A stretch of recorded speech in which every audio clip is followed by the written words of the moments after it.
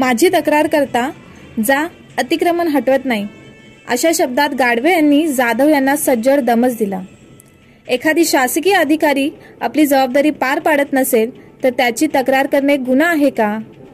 अतिक्रमण हटवायची मागणी करणे गुन्हा आहे का? साहिल गाडवे जनतेची कामे करण्यासाठी आहेत की जनतेवर मनमानी करण्यासाठी?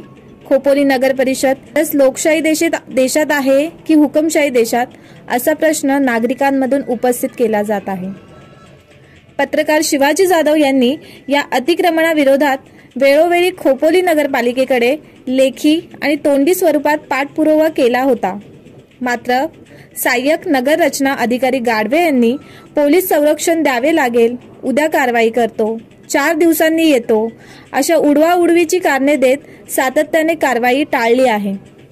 विशेष म्हणजे 7 दिवसाची नोटीस देऊनही तब्बल 7 महिने उलटून गेले तरीही अद्यापी अतिक्रमण हटवण्यात आले नाही। उलट तक्रार केली म्हणून आता कारवाई करणार नाही अशी मुजोरी सुरू केली आहे। धन्यवाद।